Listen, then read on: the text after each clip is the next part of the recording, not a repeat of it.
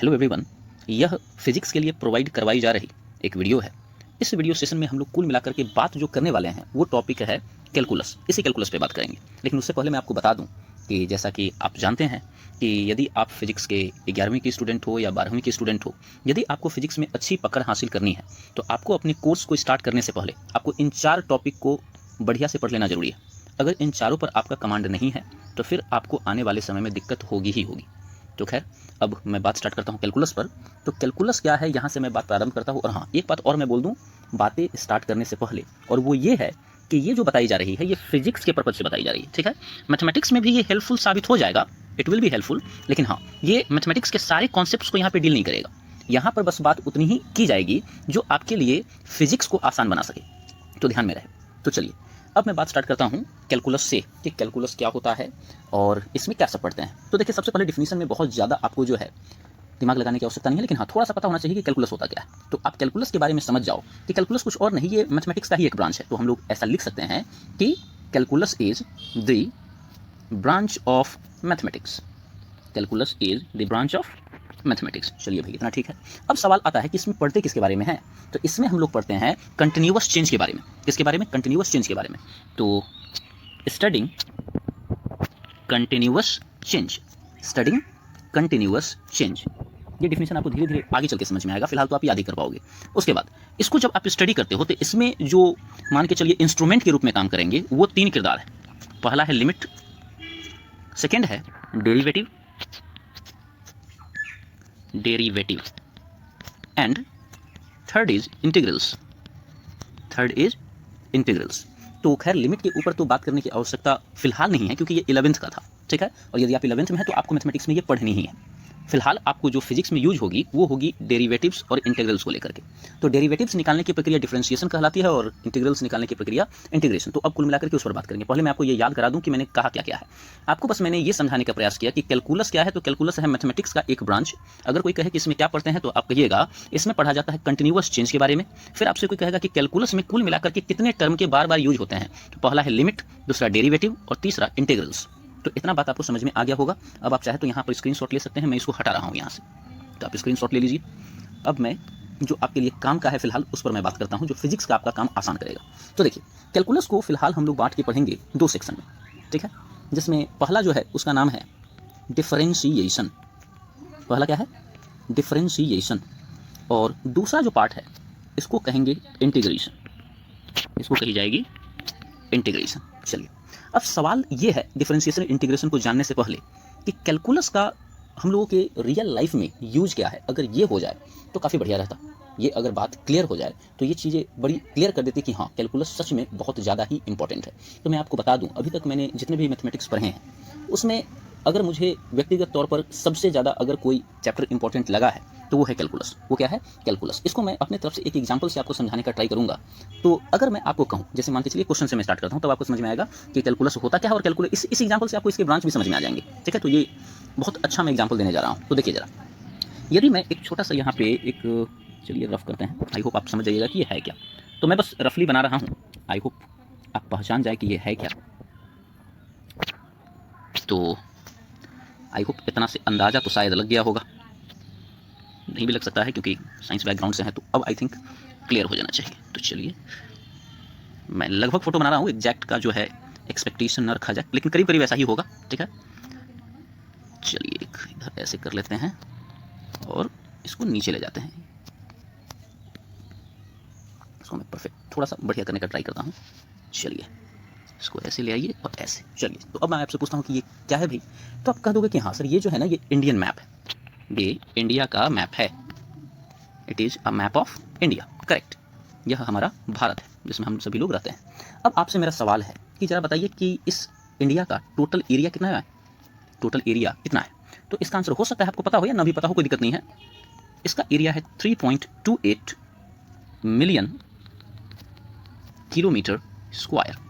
अब जो भी है, मेरा सवाल ये रहेगा, अगर मुझसे किसी ने बताया, जैसे किसी कोई अगर नौकरी की तैयारी कर रहा है तो उसके लिए ये एक इंपॉर्टेंट पॉइंट हो गया जिसको वो याद कर लेगा, और अगर परीक्षा में आती है जीएस सेक्शन में तो वो टिक लगा देगा इस विकल्प में जहाँ भी 3.28 दिख गया। अब जो साइंस बैकग्राउंड से हैं, जैसे मेरे जैसे स्टूडेंट जिनका टेम्परामेंट साइंटिफिक है, चीज़ों को एनालाइज करने को लेकर, तो उनका सवाल ये रहेगा कि ठीक है, मैं मान लेता हूँ कि इंडिया का जो एरिया है ये है, लेकिन क्वेश्चन ये है कि किसी ने इस एरिया को निकाला कैसे। अब सामने वाला कहेगा कि क्या मतलब है भी कैसे निकाला, तो मैं कहूँगा कि मेरा मतलब ये है कि अगर कोई राइट एंगल ट्रायंगल है तो इसका एरिया होता है हाफ इंटू में बेस इंटू हाइट। अगर कोई स्क्वायर है तो इसका एरिया होता है साइड का स्क्वायर। अगर कोई रेक्टेंगल है तो इसका एरिया होता है लेंथ इंटू में ब्रेथ, अगर ए और बी इसके लेंथ और ब्रेथ है तो। ऐसे ही अगर कोई सर्कल है तो इसका एरिया होता है पाई आर स्क्वायर। अब ये सब मैं बता क्यों रहा हूँ, ये मैं इसलिए बता रहा हूँ क्योंकि जो इंडिया है इसका जो आकार है वो तो न इससे मैच करता है, न इससे, न इससे, न इससे। तो इस एरिया को निकालने के लिए कोई व्यक्ति कौन सा फॉर्मूला लगाया होगा? ऐसा तो कोई फॉर्मूला है ही नहीं। जितना अभी तक पढ़े होंगे आप लोग उस हिसाब से तो इसका एरिया निकलेगा ही नहीं। अब सोचिए ना, आपको ही मैं ऐसे करके कहीं पे आपके पेज पे ऐसे ऐसे कर दूँ ऐसे, और आपको बोलूँ कि इसका एरिया बताइए, बस इतना दूर का, इतना दूर का, ये जो अंदर का एरिया है बस ये, तो इसका एरिया कैसे निकालोगे आप? इसका अगर मैं पूछूँ एरिया बताइए तो इसका एरिया कैसे निकालेंगे? तो आप कहोगे कि सर नहीं निकाल पाएंगे। लेकिन अब मेरा क्वेश्चन ये है कि भले हम लोग ना निकाल पाए या आपको अभी पता नहीं है तो आप ना निकाल पाए, लेकिन अगर किसी ने कहा है कि इंडिया का एरिया इतना होता है 3.28 मिलियन किलोमीटर स्क्वायर, तो उसने निकाला तो होगा ही। तो इसका आंसर है कि हाँ बिल्कुल उन्होंने निकाला ही है। अब सवाल है कैसे, तो अब इसका उत्तर एक लाइन में है, कैलकुलस से। इससे कैलकुलस से। अगर आपसे कोई कहे कि इसका एरिया कैसे निकला है तो आपको क्या बोलना है? कैलकुलस से। अब आपके दिमाग में अगला सवाल आएगा कि सर कैसे, कैलकुलस कैसे यहाँ मदद करेगा? तो अब मैं आपको समझाता हूँ कैलकुलस करता क्या है। तो कैलकुलस से निकालने के लिए आप टेक्निकल टर्म को छोड़िए, मैं आपसे जो पूछता हूँ वो ये बताइए। अगर मान लीजिए मैं इंडियन मैप को एकदम पास ला के इसको अत्यंत छोटे छोटे टुकड़ों में तोड़ूँ, जैसे कि यहाँ देखिए आप, एक टुकड़ा ये, दूसरा, तीसरा, चौथा, पाँचवा, इसका मतलब इसको एकदम छोटे छोटे मैं टुकड़ों में ब्रेक कर दूँ और इन छोटे से टुकड़े का एरिया निकाल दूँ, इन छोटे से टुकड़े का एरिया निकाल दूँ, इसका, फिर इसका और फिर इसका। और एरिया जो आया वो चूंकि बहुत कम होगा तो बहुत कम के लिए आगे लगा देते हैं डी। हमेशा याद रखिएगा, जिसकी भी, जैसे एफ का मतलब होता है फोर्स, ये आप लोग दिमाग में फिट कर लेना, फोर्स जिसको हिंदी में कहते हैं बल। तो डी एफ कोई लिख दे तो इसका मतलब है स्मॉल अमाउंट ऑफ फोर्स। कौन सा force? Small amount of force. इसका मतलब जब भी किसी के आगे डी लगता है, क्या लगता है? डी, तो डी का मतलब हो जाता है बहुत कम। तो उस हिसाब से चूंकि आपने इसको बहुत छोटे छोटे टुकड़ों में विभाजित कर दिया, इसीलिए इसके जो एरिया होंगे वो होंगे डी ए। और ट्राई करना है कि सब का साइज एक ही हो, तो ये भी डी ए हो जाएगा और ये भी डी ए हो जाएगा।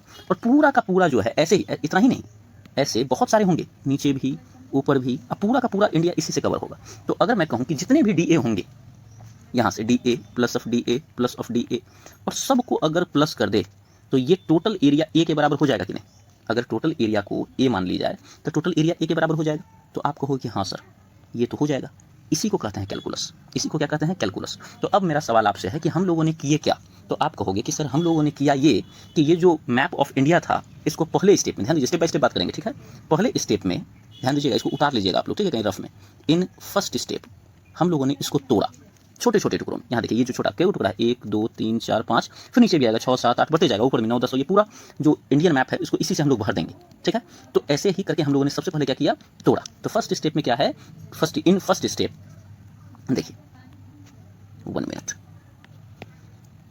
In first step function F x मान लेना, अर्थ को फंक्शन, ये सॉरी इंडिया को फंक्शन मानिए, फंक्शन को तोड़ना या तोड़ा गया, फंक्शन को तोड़ा गया छोटे छोटे टुकड़ों में, ठीक है? फिर सेकंड ऑप्शन में, मतलब सॉरी सेकंड स्टेप में क्या किया गया? कौन से स्टेप में? सेकंड स्टेप में। तो आपको हो कि सर सेकंड जो स्टेप है ना उसमें कुछ और नहीं, यही जो टूटा हुआ सब जो वैल्यू था ना उसी सबको यहाँ रखे, सबको जोड़ दिए। तो आपसे मैं कहूँ कि सेकंड स्टेप में आपने क्या किया? तो आप कहोगे कि सर सेकंड स्टेप में एफ एक्स का जो टूटा वैल्यू था, एफ एक्स के टूटे वैल्यूज को जोड़ा गया, एफ एक्स के टूटे वैल्यूज को जोड़ा गया।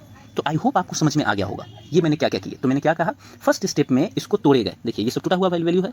और फिर सेकंड स्टेप में क्या किया गया? ये जो टूटा हुआ जो वैल्यू सब आया था, D A D A D A, इस सब को सेकंड स्टेप में क्या कर दिए? यहाँ रख करके जोड़ दिए। क्यों जोड़ दिए? टोटल वैल्यू निकालने के लिए। क्यों जोड़ दिया गया? टोटल वैल्यू निकालने के लिए। ये टोटल क्या है? टोटल एरिया है। तो ये जो पूरी प्रक्रिया हुई, और आप विश्वास मानिए इसी तरीके से इंडिया का पूरा एरिया निकल गया, जिस एरिया का वैल्यू क्या होता है? 3.28 मिलियन किलोमीटर स्क्वायर। तो ये जो आपको मैंने यहाँ समझाया, ध्यान से समझिएगा, ये बहुत इंपॉर्टेंट बात मैंने आपको बता दी, ये वाली, यहाँ से लेकर के यहाँ तक, ठीक है? ये जो हुआ ना, इसी को कंबाइंड फॉर्म में कहते हैं कैलकुलस। परिभाषाएं तो बस ऐसे ही लोग रट लेते हैं, असली चीज़ एग्जाम्पल से समझ में आता है। तो यदि आपसे कोई कहे कि कैलकुलस में क्या क्या होता है, तो आप कहोगे कि कैलकुलस में 2 स्टेप्स होते हैं। आपको ईमानदारी से यही बात बोलनी है कि टोटल कैलकुलस में 2 स्टेप होते हैं। फर्स्ट स्टेप में कुछ और नहीं, फंक्शन को तोड़ा जाता है और फिर कोई कहे कि सेकंड स्टेप में, तो आपको बोलना है कि सेकंड स्टेप में फंक्शन के जो टूटे वैल्यूज प्राप्त हुए उन टूटे वैल्यूज को जोड़ा जाता है। तो क्या बोला मैंने, फर्स्ट स्टेप में है तोड़ना और सेकंड स्टेप में है जोड़ना। आई रिपीट, फर्स्ट स्टेप में तोड़ना, सेकंड स्टेप में जोड़ना, और इन्हीं दोनों स्टेप्स को आपस में जब मिक्स कर देते हैं तो उसी प्रोसेस को कहा जाता है कैलकुलस। आई होप आपको ये बात अच्छे से समझ में आ गई होगी। आप रफ में कहीं पे उतार लेना, मुझे लगता है कि यहाँ तक काफ़ी है इस पर बातचीत करना। अब मैं आपको जो है क्वेश्चन बनाना सिखाता हूँ फार्मूला के जरिए कि कैलकुलस से रिलेटेड क्वेश्चंस बनते कैसे हैं। तो ये मेरे लिए आपके सामने प्रस्तुत किया गया एक एग्जाम्पल था जो ये समझाने के लिए था कि कैलकुलस क्या होता है। आप यहाँ पे एक स्क्रीनशॉट ले सकते हैं ताकि आप बाद में उतार सके। तो अब मैं इसको क्लीन करता हूँ। चलिए, तो अब देखिए आपको पता चल चुका है कि कैलकुलस जो है वो होता क्या है। तो कैलकुलस में कुल कितने स्टेप्स शामिल है, तो आपका आंसर होना चाहिए कि सर वो शामिल है 2। सेकंड क्वेश्चन, दोनों स्टेप्स में पहले स्टेप्स में क्या करते हैं, तो आप कहोगे कि सर पहले स्टेप्स में हम लोग जो है फंक्शन को तोड़ते हैं। फिर मैं कहूँगा कि जरा ये बताओ कि सेकंड स्टेप में क्या करते हैं, तो आपको बोलना है कि सर सेकंड स्टेप में उस टूटे हुए फंक्शन के वैल्यू को जोड़ते हैं। तो फिर से कैलकुलस का जो फर्स्ट स्टेप था ना, उसी को डिफरेंशिएशन कहते हैं। इसका मतलब fx को तोड़ना, फंक्शन को तोड़ना क्या कहलाता है, डिफरेंशिएशन। और सेकेंड स्टेप जो था वही है इंटीग्रेशन। फंक्शन के fx के टूटे वैल्यूज को जोड़ना इंटीग्रेशन कहलाता है। fx के टूटे वैल्यूज को जोड़ना क्या कहलाता है, इंटीग्रेशन। तो आई होप आपको कैलकुलस समझ में आ गया होगा। Calculus is the combination of 2 process, first is differentiation, second is integration. In differentiation we break the value of function, and integration we sum up all the broken value of function which has been broken out through the differentiation. तो I hope आपको ये बात समझ में आ गई होगी। अब बारी बारी से बस आपको जो है यही पढ़ लेना है कि कोई फंक्शन का डिफरेंशिएशन कैसे निकालते हैं और किसी फंक्शन का इंटीग्रेशन कैसे निकालते हैं, और फिर खत्म हो जाएगा। तो आप यहाँ भी एक स्क्रीनशॉट ले सकते हैं और अब कोई बातचीत नहीं होगी, अब सीधे आगे बढ़ी जाएगी। ठीक है, तो देखिए जाए। वैसे एक एग्जाम्पल आप चाहे तो मैं कर सकता हूँ यहाँ पे, उससे ये पता चल जाएगा कि डिफरेंशिएशन इंटीग्रेशन जो है वो उसका आपस में क्या रिलेशन। वैसे ये बात आप कॉमन सेंस से भी कर सकते हैं कि एक जो है, एक का मतलब है तोड़ना और दूसरा का मतलब जोड़ना, मतलब डेफिनेटली दोनों एक दूसरे का अपोजिट है। तोड़ने की प्रक्रिया जोड़ने की प्रक्रिया की अपोजिट है। तो हमेशा याद रखना कि डिफरेंशिएशन और इंटीग्रेशन ये दोनों एक दूसरे के रिवर्स होते हैं। एक दूसरे के क्या होते हैं, रिवर्स। जैसे कि मान के चलिए यहाँ पे एक दीवार है, यहाँ पर एक क्या है, दीवार। मैं एक रफ पिक्चर बनाता हूँ, आई होप दीवार जैसा लगे कम से कम। तो चलिए, ये मैंने ट्राई किया एक दीवार बनाने का।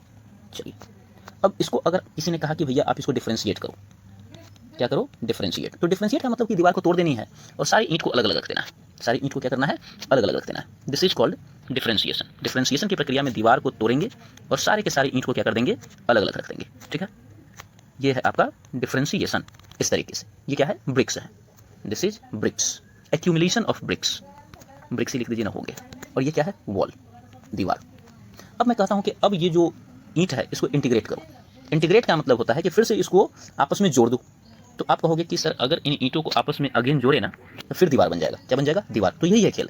अगर आप दीवार का डिफरेंशिएशन करते हो, ध्यान से समझिएगा मैं क्या बोल रहा हूँ। अगर आप दीवार का डिफरेंशिएशन करते हो तो आपको मिलेगा ईंटों का ढेर, और यदि आप ईंटों के ढेर का इंटीग्रेशन करते हो तो फिर से आपको मिल जाएगा दीवार।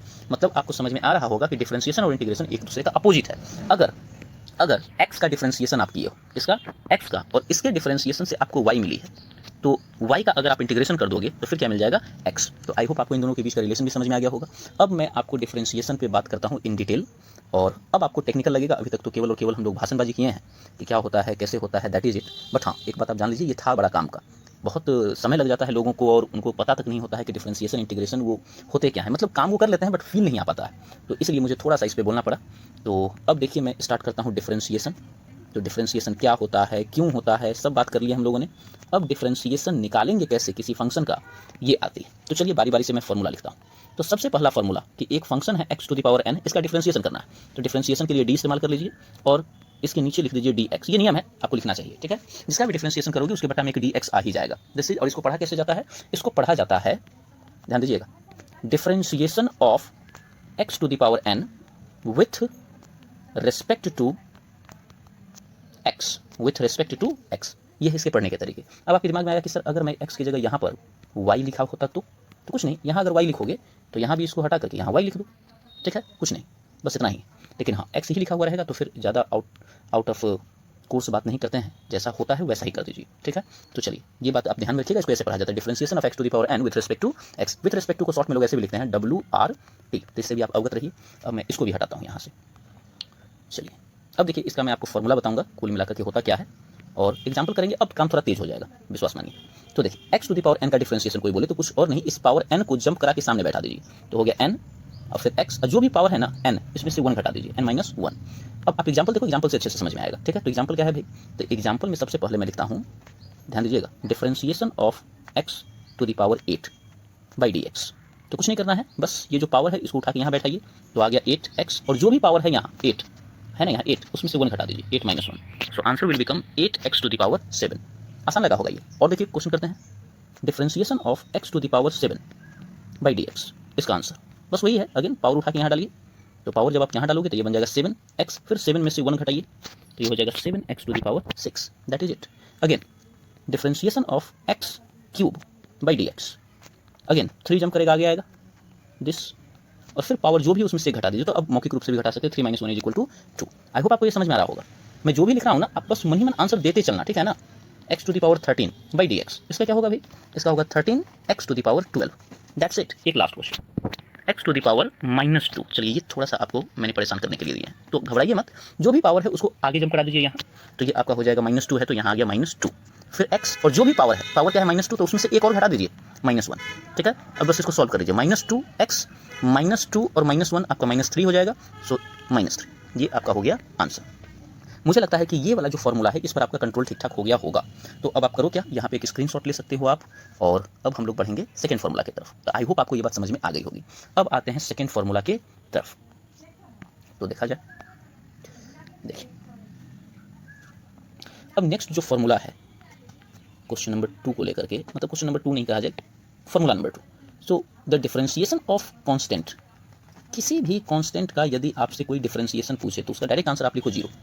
क्या मतलब है इसका, इसका मतलब यह है कि अगर डिफरेंशिएशन के अंदर आ जाए 7 बाई डी एक्स, तो सीधे इसका आंसर होगा 0। अगर डिफरेंशिएशन के अंदर आ गया पाई समझते होंगे आप, जिसका वैल्यू 22/7 होता है, उसका आंसर 0। डिफरेंशिएशन के अंतर्गत डाल दिया 10 टू द पावर ऑफ 3, कोई फर्क नहीं पड़ता, डायरेक्टली आंसर 0। अगेन डिफरेंशिएशन का पावर 17.5, कोई फर्क नहीं पड़ता है, अगेन आंसर विल बी 0। तो ये दिमाग में फिट कर लीजिए, इसमें सोचना ही नहीं है कुछ। अब बहुत लोगों को लगता है कि सर ये एक बार अगर प्रूफ हो जाता तो बढ़िया रहता इसको, तो चलिए एक मैं प्रूफ कर देता हूँ, तो आप इसको लेकर के कर लो। जैसे अगर मान के चलिए मुझसे किसी ने कहा differentiation of 7 by d x, तो अब अंदर x और तो है नहीं, तो मैंने सोचा कि काम करते हैं ना, 7 को लिख देते हैं 7 × 1 बाई डी एक्स।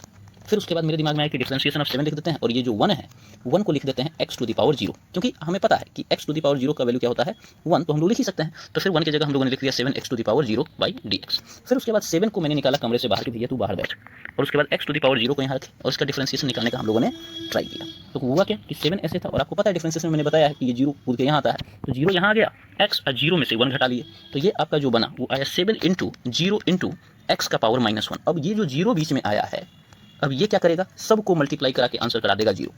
ये जो एक्सप्लेनेशन है ये बहुत जरूरी फिलहाल था भी नहीं, मतलब कुछ लोगों के लिए हेल्पफुल हो सकता है, और आपको हो सकता है समझ में आया हो तो अच्छा भी लगा हो। थोड़ा भी दिक्कत हुआ हो तो थोड़ा सा वीडियो आप बैक कीजिए और आप फिर से सुनिए, पूरा विश्वास मानिए आपको समझ में आएगा, ठीक है। लेकिन हाँ, आपको ये प्रूफ याद रखनी नहीं है, बस आपको ये ध्यान में रखना है कि किसी भी कांस्टेंट का जो डिफरेंशिएशन है वो हमेशा 0 होता है, हमेशा क्या होता है 0। तो आई होप आपको इतना बात समझ में आ गई होगी। स्क्रीनशॉट लीजिए और नोट डाउन कर लीजिएगा। अब नेक्स्ट फॉर्मूला पर बात करते हैं। तो नेक्स्ट फॉर्मूला क्या है वो देखिए, तो इसको यहीं पे आप स्क्रीनशॉट खैर कर ही लिए होंगे, तो मैं इसको यहाँ से हटाता हूँ। तो चलिए थर्ड जो है वो है कि डिफरेंशिएशन में यदि कांस्टेंट और फंक्शन दोनों एक साथ मल्टीप्लिकेशन में हो तो उसमें कुछ नहीं की जाती है, बस वही है कि कांस्टेंट को कमरे से निकाल के रखिए बाहर, कांस्टेंट को कमरे से बाहर निकाल के रख दीजिए, और डिफरेंशिएशन के अंदर में केवल रखिए फंक्शन को और इसी का डिफरेंशिएशन कीजिए। एग्जाम्पल ज़्यादा क्लैरिटी देगा, तो देखिए जरा, जैसे यदि आपको क्वेश्चन में कोई कहते हैं डिफरेंशिएशन ऑफ 4x³, तो आपको कुछ नहीं, 4 को निकाल के रखना है बाहर, उसका डिफरेंशिएशन के अंदर रखना है x³ बाई डी एक्स। ये आपका है 4 × x³ का डिफरेंशिएशन, x³ का डिफरेंशिएशन होगा 3x²। आई होप आपको समझ में आ रहा होगा कि हो क्या रहा है। ये पावर जंप करके सामने आया और 3 में से 1 मल्टीप्लाई कर दिए तो क्या बन गया 2। ध्यान में रहे ये बात। अब कुछ नहीं, इसका मल्टीप्लिकेशन कर दीजिए, 4 × 3 = 12x²। This is the answer. Next question, differentiation of πx² by d x. तो इसमें से आपको पता है पाई कांस्टेंट है, तो पाई को निकालिए बाहर, फिर डिफरेंशिएशन के अंदर x² by d x. Again pi को वैसे ही रहने देना है, x² का डिफरेंशिएशन जब आप करोगे x² का, ध्यान रहे, तो ये होगा 2x और आंसर हो जाएगा 2πx। आई होप इतना एग्जाम्पल आपको काफ़ी होगा, क्योंकि फॉर्मूला नंबर 1 में ऐसे ही फंक्शंस के हम लोगों ने डिफरेंशिएशन किए थे। अब देखिए आगे 4th नंबर में हम लोग देखते हैं, तो यहीं पे इसका स्क्रीनशॉट लीजिए, फिर मैं 4th को भी यहीं पे क्लियर कर देता हूँ। तो फोर्थ नंबर जो फॉर्मूला है वो है आपका differentiation of e to the power x। तो ये सबसे ईजी लगेगा आपको, e to the power x का differentiation e to the power x ही होता है, दैट्स इट। अब देखिए फिफ्थ, जैसे इसमें, अब जैसे इसके भी एग्जांपल देने चाहिए मुझे। जैसे एग्जांपल में अगर मान के चलिए कि कोई आपसे कह दे कि differentiation of 5e to the power x, तो इसका जो होगा वो 5 निकल जाएगा बाहर, जैसा कि पहले बताया मैंने, फिर d e to the power x dx, और आपको पता है कि इसका जो वैल्यू है ये e to the power x ही होता है। So the answer become 5 into e to the power x, answer is 5 e to the power x। Now next, इसका यहीं पे स्क्रीनशॉट लिया जाए, मैं काम करते चलूँगा, आप स्क्रीनशॉट लेते चले और कॉपी में नोट डाउन करते चलिएगा। Question number formula number 5। Formula number 5 में देखिए ये थोड़ा इंटरेस्टिंग है, यहाँ अब की बार जो है e नहीं होगा, अब होगा a to the power x by d x. तो हमेशा याद रखिएगा यहाँ a जो है a, ये कांस्टेंट होंगे, कोई ना कोई कांस्टेंट होगा और इसके पावर में x आ जाएंगे, ठीक है। तो इसका फॉर्मूला होता है जो है वही लिख लीजिए, मतलब a to the power x, फिर यहाँ पर लिखिए log, बेस में लिखिए e और मेन वैल्यू a। बेस का मतलब होता है कि g और a के बीच में, जैसे log और a लिखे ना, तो g और a के बीच में यहाँ का जो मान है वो है बेस, ये होता है मेन वैल्यू और ये होता है पावर। आई होप आपको ये बात पता होगी। अब देखिए आगे, अब इसके भी एग्जाम्पल कुछ कर लिया जाए। Example is very important. So the differentiation of 2 to the power x, इसका आंसर कोई किसी ने पूछा हमसे, तो हम लोग 2 के पावर x को वही लिख देंगे 2 का पावर x, फिर log, बेस में e और यहाँ 2, दैट्स इट। फिर देखिए अगला 3-4 में लिख देता हूँ, आपको समझ में आ जाएगा।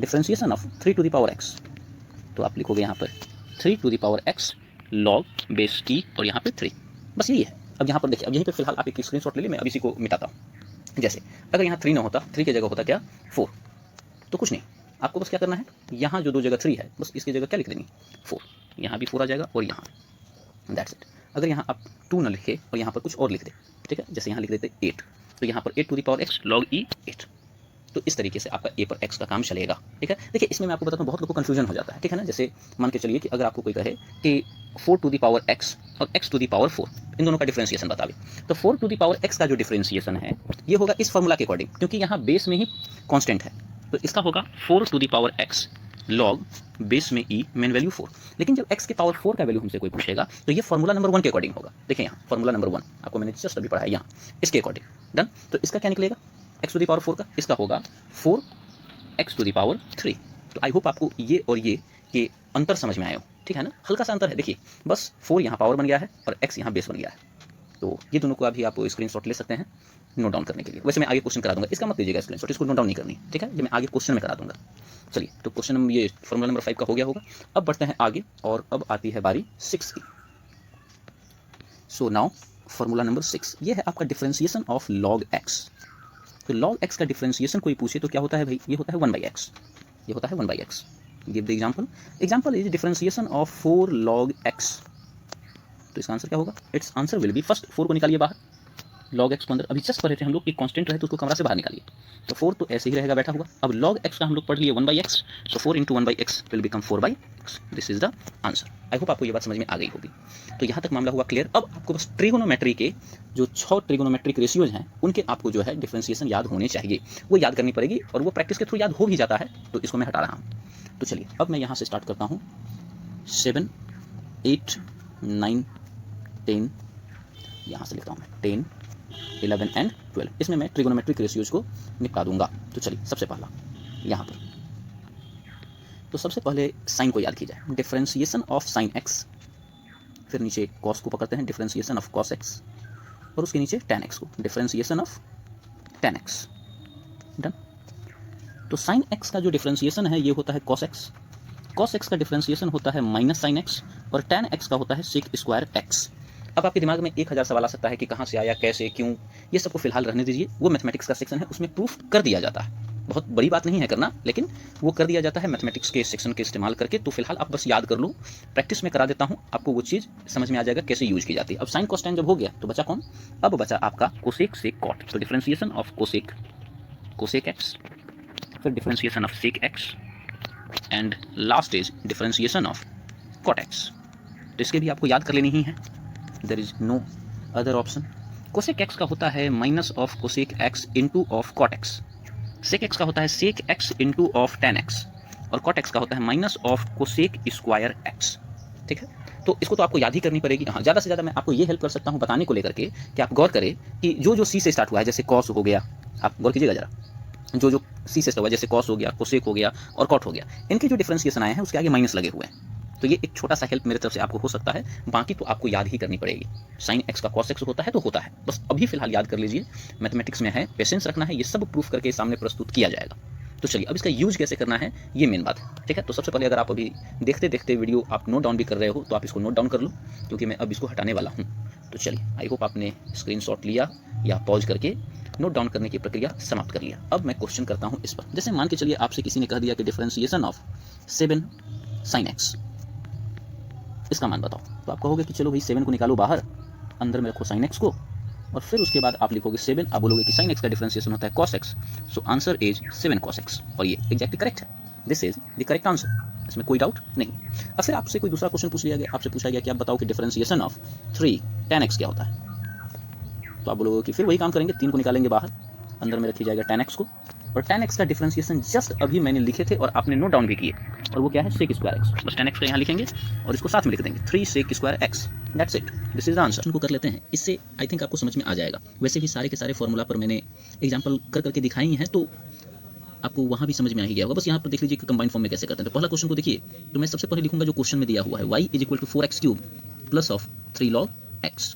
अब देखिए नेक्स्ट स्टेप में मैं लिखूंगा dy/dx, जो मुझे फिगर आउट करनी है। तो मैं d लिखता हूँ और y के जगह पे जो गिवन वैल्यू है वो लिख देता हूँ, 4x³ plus of 3 log x/dx। Okay, अब देखिए कुछ और नहीं, बस बारी बारी से आप डिफरेंशिएट कर दो। आप स्टेप बढ़ाना चाह रहे हो तो ठीक है, नहीं तो ऐसे भी आप बना सकते हो। जैसे देखिए डायरेक्टली 4x³ का डिफरेंशिएशन करने का सोचो तो बहुत ईजी है। ये 3 जो है ये जंप करके यहाँ 4 से मल्टीप्लाई कर जाएगा, तो ये हो जाएगा 12, और जो 3 है पावर 1 कम कर लेगा तो हो जाएगा x² प्लस ये कांस्टेंट में 3 है तो 3 log x का हम लोगों ने पढ़ रखा है 1/x, so answer become 12x² plus of 3/x। ठीक है, तो ये थोड़ा सा शॉर्ट मैंने कर दिए। अब बहुत लोग को लगेगा कि नहीं ये थोड़ा दिक्कत हो गया समझने में, तो उनके लिए मैं क्या करता हूँ, पूरा स्टेप लिख देता हूँ। बहुत वैसे कुछ नहीं है, देखिए तो स्टेप बाय स्टेप अगर बनाने की बात हो तो उसमें हम लोग क्या करेंगे, अलग अलग कर देते हैं इसको। तो आप लिखोगे d, एक तरफ ले आओगे 4x³, फिर बाई लिखोगे dx, फिर आप लिखोगे d, फिर इसको लिखोगे 3 log x, फिर बाई में लिखिएगा आप dx, फिर उसके बाद आप कांस्टेंट को बाहर निकालोगे तो ये हो जाएगा dx³/dx, फिर प्लस इसमें से भी कांस्टेंट को बाहर निकालिएगा आप तो ये हो जाएगा d log x बटा में dx। अब आप फॉर्मूला लगाओगे तो ये 4 और इसका डिफरेंशिएशन x³ का पहले 3 जंप करके नीचे आएगा x, और 3 में से 1 घटेगा तो 2, फिर प्लस 3 log x का डिफरेंशिएशन फॉर्मूला से आप देखोगे तो वो 1/x है। अब मल्टीप्लाई करोगे तो ये होगा 12x² प्लस ऑफ 3/x।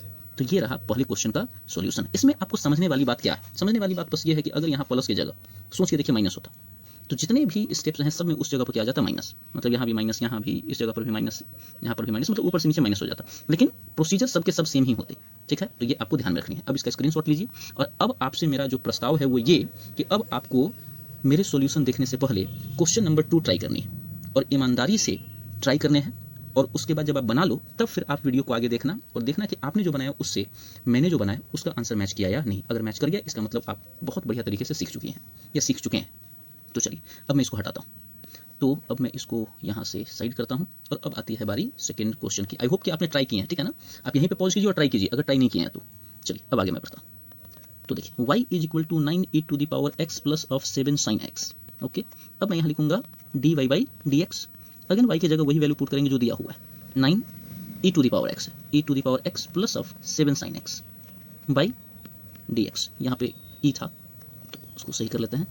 अब इसको सिंप्लीफाई कीजिए, तो 9e⁻x जो है, मैं अब थोड़ा स्टेप छोड़ता हूँ, ठीक है ना, आप लोग सीख गए हो। तो 9e⁻x जो है इसका तो 9 ही होगा और e का पावर x का वही रह जाएगा, फिर प्लस। अब इसकी बारी एक ही स्टेप में मैं लिख देता हूँ, 7 का 7 ही रह जाना है क्योंकि अकेले होता तब 0, चूंकि कांस्टेंट गुना में है इसलिए 7 को 0 नहीं कर रहे हैं। sin x का क्या याद किया है हम लोगों ने, cos x, तो इसका आंसर ये आया होगा।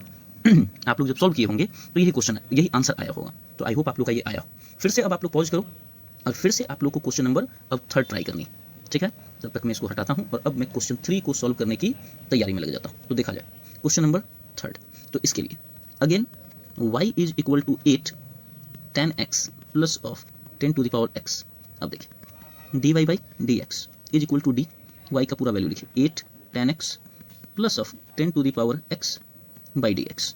अब देखिए 8 tan x है, 8 का 8 ही रहने दीजिए, tan x का मैं लिखवा रखा है अभी sec² x, प्लस ये जो 10⁻x है ये वाला फॉर्मूला पर लगेगा, आपको याद होगा वैसे, a⁻x dx, जिसका फॉर्मूला मैंने लिखा था a पर x log बेस में e और a।